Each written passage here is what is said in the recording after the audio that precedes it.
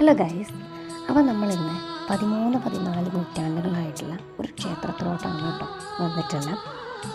ഇങ്ങനെയുള്ള ഒത്തിരി വട്ടം വന്നിട്ടുണ്ട്.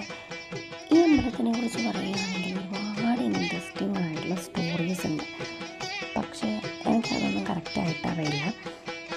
പിന്നെ അതുപോലെ തന്നെ ഈ ഒരു ഭാഗത്ത് ചിത്തലൂരാണ് നാളത്തെ താന്തൻ ജനിച്ചതെന്നും കേട്ടിട്ടുണ്ട്. ഞാൻ ഈ അമ്പലത്തോട്ട് വരുന്നത് തന്നെ പ്രസാദത്തിൻ്റെ കൂടെ കൽക്കണ്ടം കിട്ടും എന്നുള്ളതുകൊണ്ടാണ്.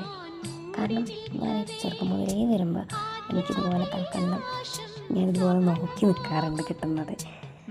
അപ്പോൾ നമ്മൾ അമ്പലത്തിലൊക്കെ തൊഴുത് നേരെ നമ്മൾ അവിടെ മുകളിൽ അമ്പലത്തിലോട്ട് പോയി തൊഴുതു. അവിടെ നിന്ന് ഇതുപോലെ പ്രസാദമൊക്കെ നമ്മൾ മേടിച്ച് നേരെ നമ്മൾ തൊട്ടടുത്തുള്ള ഒരു ചെറിയ ചായക്കടയിലോട്ടാണ് പോയിട്ടുണ്ടായിരുന്നത്. അവിടെ നിന്ന് ഇഡ്ഡലിയും അതുപോലെ തന്നെ ചൂട് കാപ്പിയൊക്കെ കുടിച്ച് നേരെ വീട്ടിലോട്ട് പോയി.